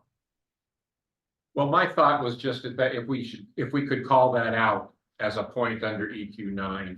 And again, I didn't see where it would fit on nicely, but it seemed like there might be a point under EQ9. Which would be something like, provide regulatory direction and incentives to support the retention of large trees. Something like that. I mean, the details of what we do, whether we protect native and individual species are native and things. It's something we need to talk about later in the summer, but we could probably fuzz this over, just saying, big trees. Right. And then, Drew and I talked about this yesterday, and there are all sorts of corners of that to be. Well, maybe between now and at our next meeting, if we want to discuss that some more, how to, if we think that is a point and that some way could be made in a comprehensive plan document. Well, I think some reference to big trees, the largest trees are big trees. Recognition of big trees in our policy. Yeah, I think some vague reference to make special effort to protect the biggest trees is good, and then again. Later in the summer, we can work on which exactly biggest trees do. Drew and I were talking, for example, about maybe having size limits that be for an exceptional tree of for some individual species, and then for all other native trees, and then maybe a different larger size limit for exceptional protection for non-native trees. Right. Or something like that. We can, there's all sorts of ways we can do it. And regardless of how you might refine that along those lines. I think the thought there of acknowledging the value of larger trees, Right. Is Still in here. still comes to. Yeah, so I think that's really good. And I don't think it's in here, at least. I don't think it is either, because I read this, the EQC section is where a lot of the tree stuff came to my mind. So there's 2 other things that occurred to me, and I think one of them goes here. I'm not sure where the other one goes. Someone at the council meeting made a reference to urban wildfire. Yeah. And I look out at my front yard and I say, what? But I look at your front yard and I say, oh, maybe this is a problem. And I don't believe there's anything in here about planning for that. Again, Drew had some thoughts about it, Drew and I talked about that too. Yeah, we go on conversation. Yeah, given the urban wildlife or interface code stuff that's coming out, that kind of got repealed back, but it's probably coming in. I know it's like hotter in everybody's minds, and maybe adding something about like encouraging homeowners or something thoughtful about being, fire. I don't want to use fire wise, but just thinking about wildfire risk when planting and pruning, around your home. And that's just like fuel ladders, not all of it's tree removal, but just when you're picking out species, like arborvitae is very flammable, not putting that right next to the house, things like that might be worth mentioning it as something that, you're thinking about in a forested area. That maybe that's, one of the other sections, that part of I didn't know where to put it in, but I think it is a growing issue. I've been hearing about it for a couple of years from other sources, and then one of the council members, I can't remember which one it was, mentioned it at the meeting when you gave your presentation. That somebody had sent a letter, fairly provocative letter to the city council about this About that. subject. Oh, okay. I remember asking if they would forward it to us. I think Tom Friendly said that he would. He did. He hasn't yet, but Anyway, I think maybe an item somewhere in this section or in the planning section, maybe. We also have a community services and public safety element that talk Public about, safety. yeah. Public safety. Okay. they talk about fire. Like to go. So I'll add a note to strengthen the WUI policies in either of those 2. And the other thing I wanted, and I don't think that, and again, I'm not sure what it is, going back and looking at the community forest plan. There was some reference in there to those specific references to town center. And they were the same thing that Dick has been saying for years now, that maybe we ought to put something in to try to get Town Center just a little bit greener. At least for the extent that we have, well, I mean, more trees in the parking lot. Trying to reduce the heat out, all things you've been saying, I'm just repeating, but trying to reduce the heat element effect wherever we can. On city property, plant trees, private property, try to encourage Merlot and Gyers, or at least make a place where we can plant trees. I noted the urban heat effect here too, that in the environmental quality section, it doesn't ever identify that as a benefit of the tree canopy and the trees in the city, and that, you know, we maintain and enhance the integrity of ecosystems, and there's a variety of other sort of lofty wording here, but I think that urban heat effect is a critical one. I mean, one of the reasons why I made the note that the temperature in Lake Forest Park during that heat spike, the heat dome we had in 2021 was lower than it was in Seattle and the surrounding areas. It was because of our forest camps. I can say there was a specific amendment to accepting the climate element grant with Department of Commerce to look at valuation of our existing assets. So That's the wording. The intent behind it was trees, based on the tree report. For Mark and Drew's and the new board members' sake, what Doug was alluding to was my proposal of a couple of years ago now, that a portion of the big parking lot out here that's due east of Town Hall belongs to the city of Lake Forest Park. The rest of the parking lot belongs to the development, the center, whoever owns the town center. But if just a few parking spaces were removed and replaced with tree plantings, it would enhance the environment for visitors who are looking for a place to park. I went out and took 2 photographs of the parking lot out here on a hot July day. And in the center of the parking lot, there was not a single car. But all around the periphery, wherever there was a tree where a person could park a car partly in the shade, spaces were filled. So not only is it an aesthetic advantage for visitors, but it reduces the urban heat island effect. And it's of course it helps with the area around City Hall and the commercial district here, but for the people who live in the periphery, their environment is hotter because the heat that's generated here in the parking lot at Town Center moves laterally and into the neighborhoods where people live. So anything that we could do here to add trees, and I don't think I have ever seen this parking lot full. Sure, it has been once in a while, but On market day. yeah, the market fills it out here, but you're right. I remember once when Hillary Clinton had a book reading up at in the third place books, and the parking lot was full. But Paul McCartney. Well, you're kind of talking about a little mini Milwaukee forests. basically, individual, I mean, if Sure. every, you know, 6 or 8 spaces, you took out 2 adjoining spaces that butt to each other and planted a tree in each one of those, something that would grow into a standard shade size tree that would provide a canopy that would shade the surrounding areas. And I'd have to go back and look at it, but I know the council did work on the development guidelines for the town center. There's a new set of guidelines that any new owner will have to follow. I know landscaping and those kind of amenities were part of what was looked at, but I don't know if it was part of the scenario you're describing. But I believe there was some in those guidelines, some improvement over what you see in at least in the upper lot right now. In the lower Yeah, and lot. those are development regulation level. The climate element and the climate action plan scope, we added specifically the words thermal impacts. So at the policy level, in the climate element, in the action items that come out of it, the thermal impacts and existing assets in the tree will be valued and evaluated, and policy will be created. So that's gonna become part of this comprehensive plan? Or is It will, yeah, just right now it's in the scope of work for the climate element and not the periodic update. Okay. Can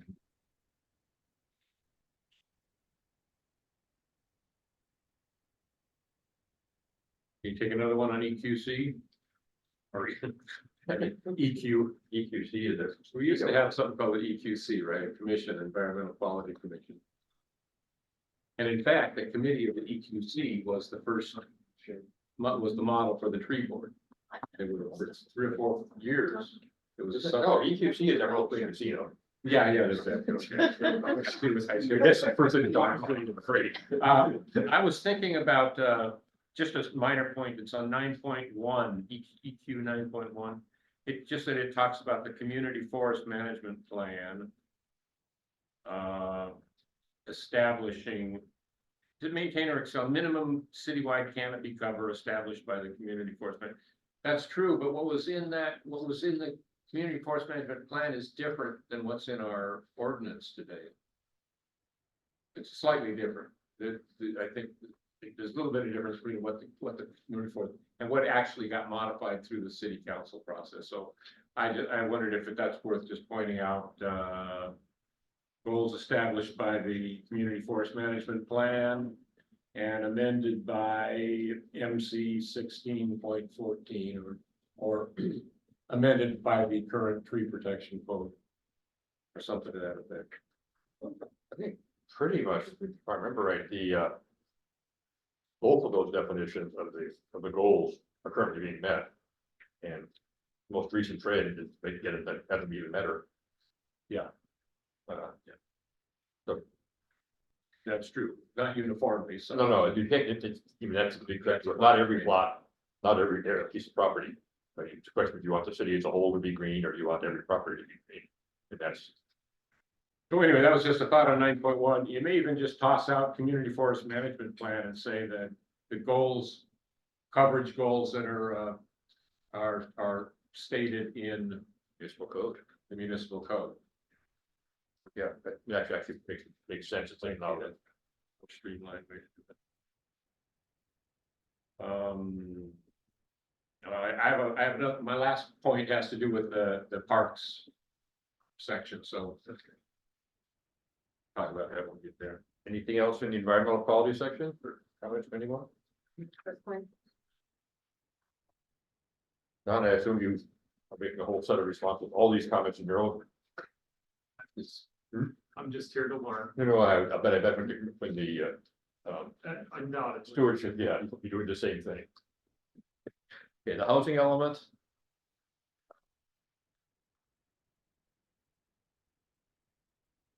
Seems like, page 2.3 is almost kind of related to the parking lot tree and urban heat discussion that we're just having in the last one. I think it's a little different. 2.3, I mean, it may bear on that kind of issue, but I think this is it's the transitions between multifamily and single family residential zoning areas, or the difference between, I don't know, residential and a commercial. Yeah, but it's I haven't kept track of it. This is calling for some kind of a thoughtful transition between where possible, I suppose, between zoning types. But I think the zoning types are kind of gone, aren't they? Didn't the state legislature kind of get rid of our Single family. single family zoning? So- Yeah, but there's 12 or 14 other types of zones, I think, that we do have. Then there's several commercial types and business types and several other types of housing. Yeah, I think there's, that's. My understanding is possible that we could end up with multifamily right in the middle of a lot of single family areas. Which would No. make it. Yeah, A Yeah. duplex is a multi-unit structure, but single family bulk and mass. That's what middle housing is. So that's where we're going with the mandate. What it's not is multifamily in single family zones. Single family zones can't be called single family anymore. And for a tier 3 city, duplex ADU, detached ADUs fulfill that mandate. And so the building code needs some tweaking, but those are multi-unit structures, not multifamily. And those can all, we can still maintain the canopy cover requirements on those lots of certain size, even though there might be an ADU or something built on the lot. Correct, yes. So Now, what's not done is the development regulations that preserve that, maintain it and require it, but allow a duplex with a single family bulk and mass. It's not a rule that says now you can have 3 regular size single family homes there. It's not that. These are smaller units, preservation of critical areas, trees and so forth. And we'll come up with those numbers hopefully by next June. So, now I haven't seen a lot of evidence of being buffered between different kinds of use, frankly. But maybe there are, I'm just not aware of. Or maybe they're sort of implicit. Did that distinction make sense to you, Drew? Yeah, it was just like saying though that language about mitigating negative impacts associated with other types of uses might be useful for talking about parking lots, you know, as well. Was kind of my main point, not necessarily to get in there, but that housing and addressing, you know, the impacts of those large asphalt lots and what they can do to other areas might be a good way to go about bringing that in.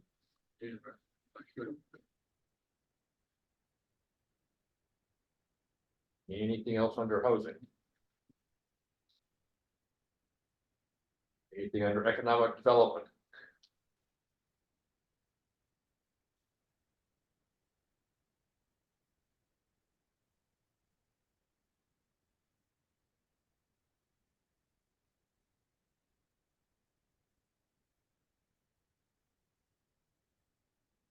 Anything in the next, well, nothing in the next 2 sections. Yeah, the public safety ones where Mark was saying that maybe something about Wooey could go in there, the wildlife or wildlife urban interface. Fire. Sorry, which one? Oh, for community services and public safety element. So you're saying like maybe you can introduce something. Oh, related yes, to yes, yes. wildfire there. Yes, that's for the wildlife park. Okay, yes. Okay. I like it being phrased as public safety issue rather than just yet another green, trees are great issue. Yeah.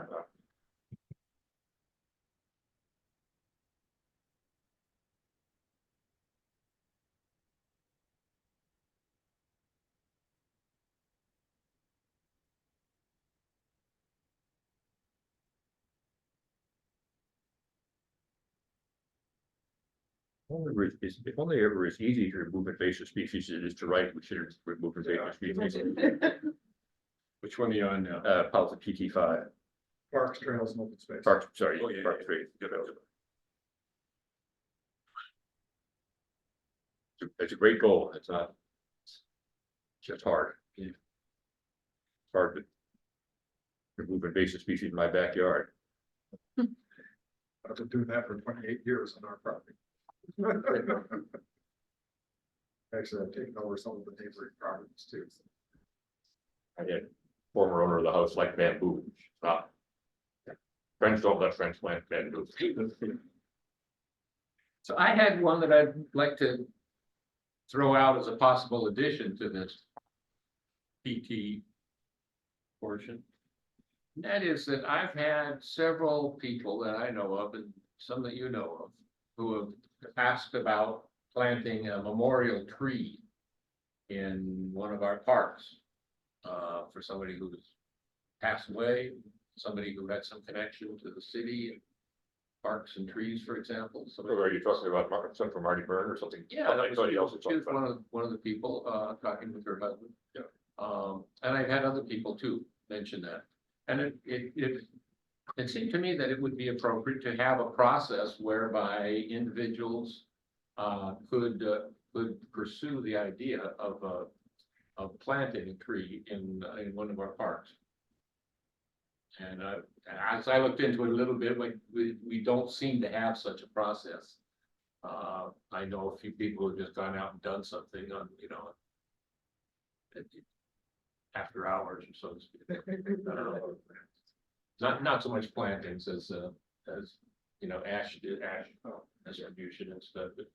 But it did seem to me that it would be appropriate under there to have a point that said that we should have a process whereby individual residents could plant trees in our parks. Now, the process would wanna make sure that that didn't become chaotic. I would have to, you know, put some controls on that. But that's why you'd have a process, so you didn't have somebody plant one in the middle of a soccer field or the wrong type of tree or something. Knowing how hard it was to find a place to plant a tree for the Arbor Day activity last year. It's not easy.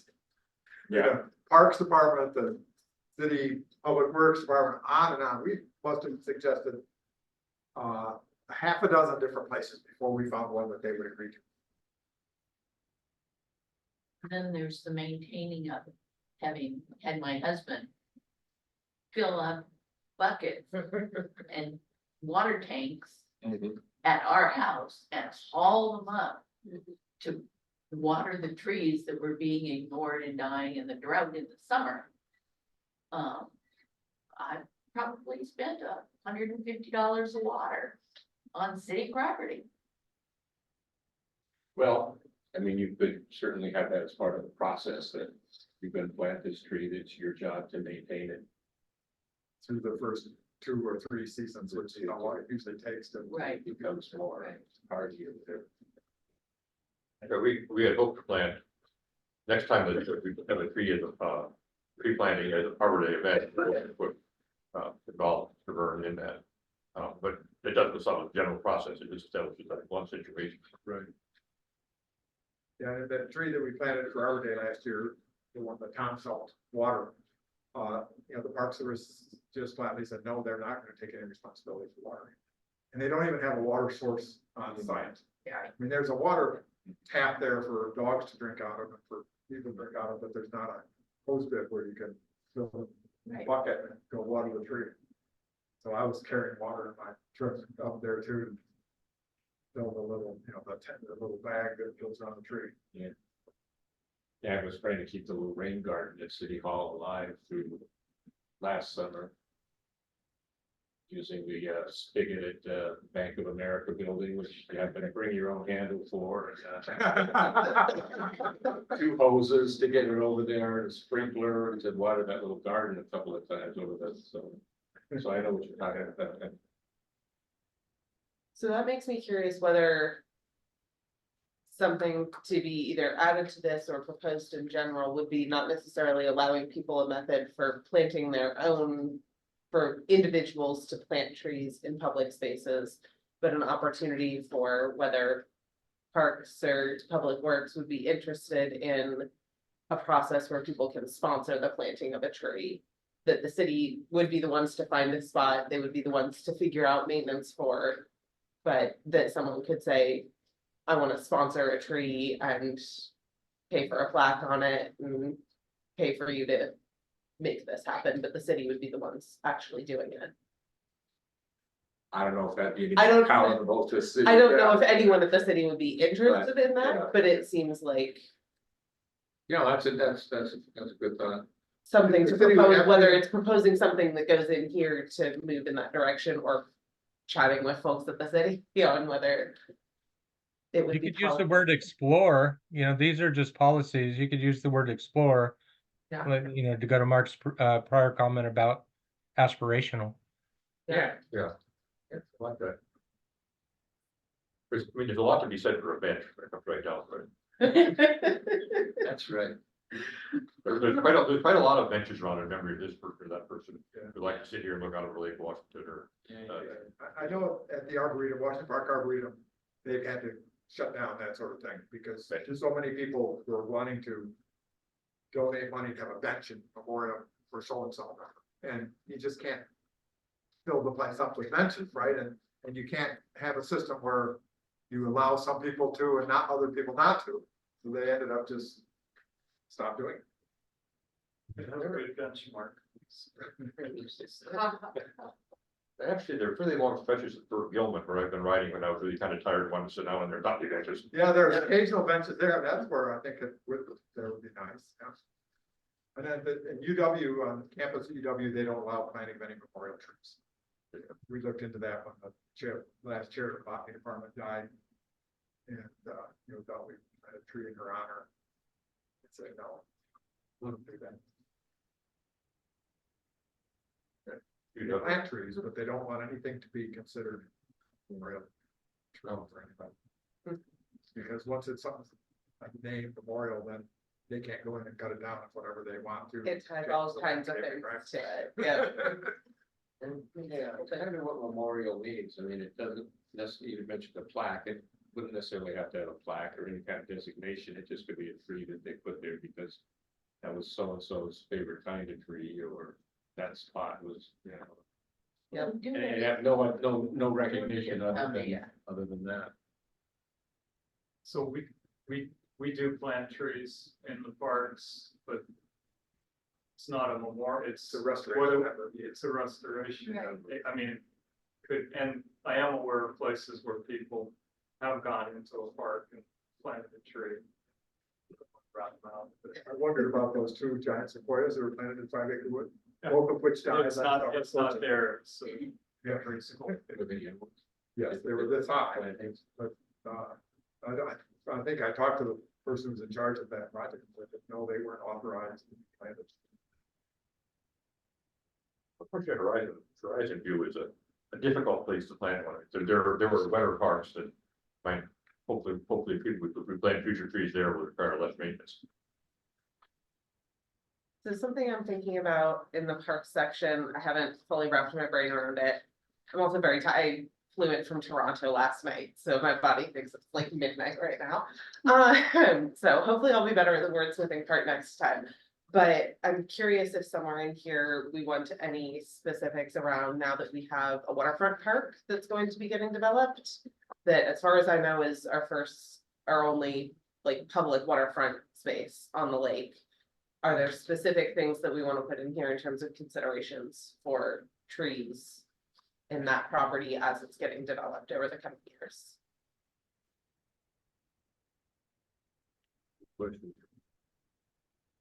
It would have to be policy level, Yes. because the preferred designs just approved by city council and took that into account. Our existing shoreline management plan has those development regulations already in there as required. Critical areas has that in there. So at the implementation level, it's very strong and included. Then the That's why I'm council there. decision for the master plan incorporated that in. So the question for this body would be, in the future, is the policy sufficient to support those things that are happening?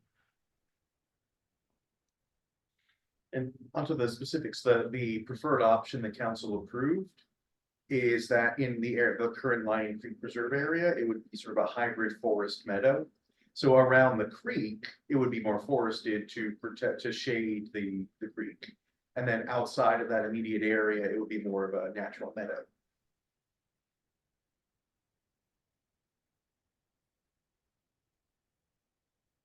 Helpful context. They had some in the design, surrender, what you call, they had some wonderful pictures of a natural meadow that really makes it look like that's the kind of thing we want to have here. That had blue flowers in it and everything else. But it was very appealing to get people to support that possible use, so I guess it worked. The But public, you can actually maintain a natural meadow, just on lowlands, that's another thing. the public in the survey voted a roughly 60-40 in favor of the meadow option. They had good pictures of it, look like that. And the tribes favored the forest option, at least more around the creek in order to protect the creek health. So we went with a hybrid of those two. I just want to do a time check. It's 8:55. I don't know if you were going to go through the background information or if the transportation element is, so it looks like if that's the end, you're almost done going through this. Yeah, I think there's really very little in the, I do like the point about taking trees down rather than topping them, but it's already there, so we don't change it. Since somebody topped a tree right downhill from me, I'd have to look and cut off top of. Illegally, but nevertheless, it's been done.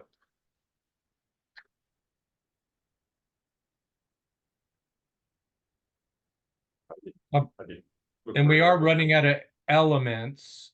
I had one suggestion that we could try on for utilities now that Drew's here.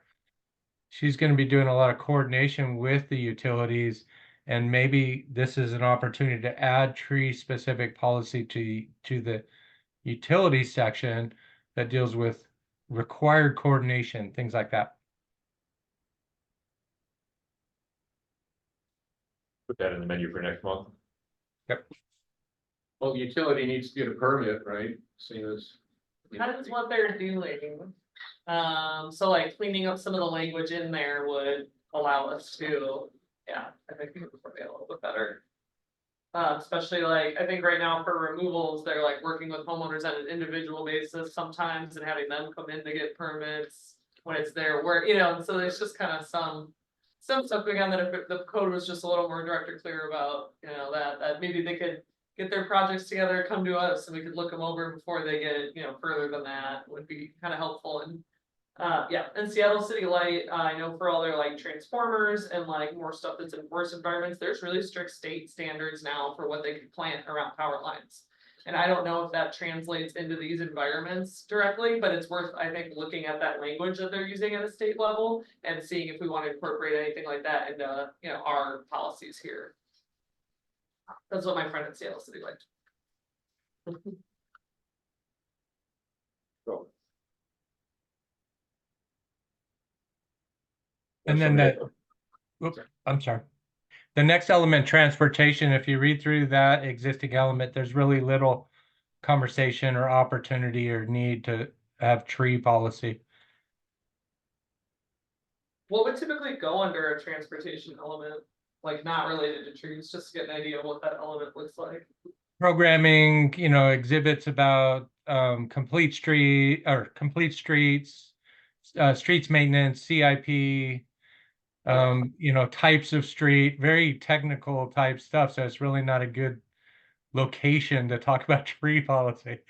It's captured everywhere else and assumes street trees are reviewed in an element, and then the existing contents of the transportation element deals with levels of service and not really environment.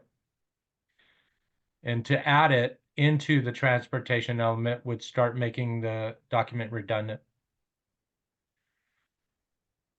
And that literally is the last element. Thank you again for the memo. Yeah, It thank you. is super helpful to have a 5-page version of this instead of the what's the whole thing. Yeah. I did You're want to over say, there. hey, please read the comp plan and let me know. Thank you. Yeah, it is.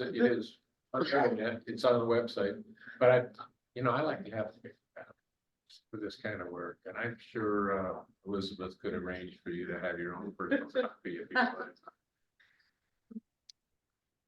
want. I didn't intend to go through background analysis. It's really the technical data and supporting stuff for each element. It's not policy. But the one comment I would add in background analysis for trees is to add that latest DCG watershed report and what's in there. For those interested in other parts of the comp plan, the city is running a survey for the next couple of weeks that asks for the public's preferences on types of housing, for example, or just general, you know, kind of what's our philosophy as a city. So I would encourage you to check out that survey. Online. Yeah.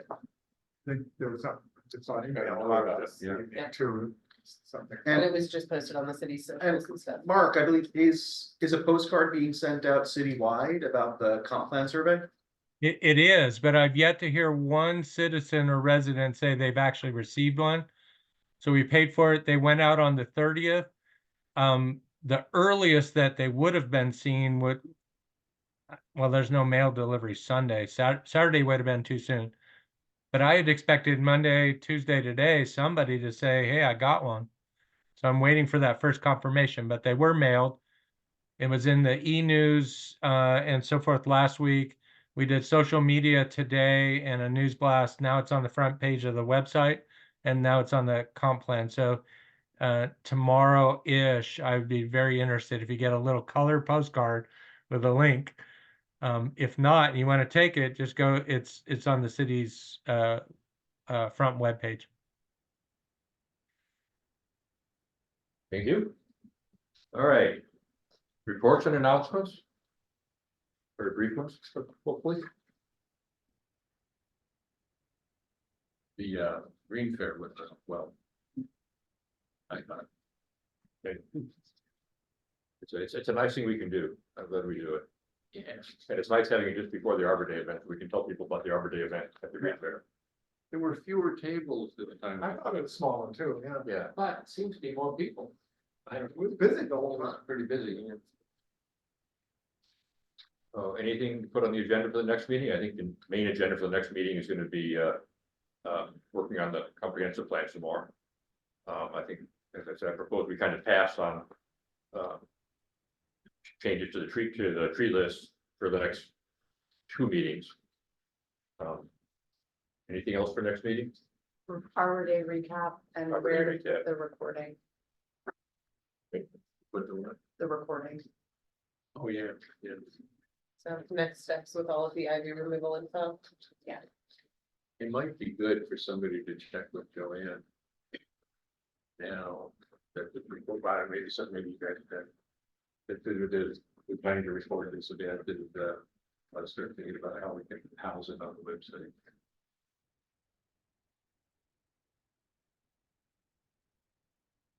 The next meeting is on April 1st, no, not April 1st, May 1st. Yes, that's 4 weeks from today. That's okay. I hear a motion to adjourn. Or is there anything else anybody wants to say, I guess, before we adjourn? Or do I hear a motion? Motion.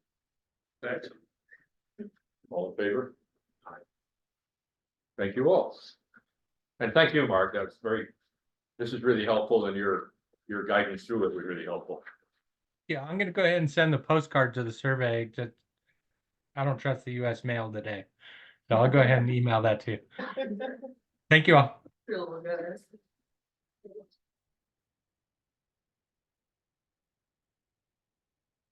One more.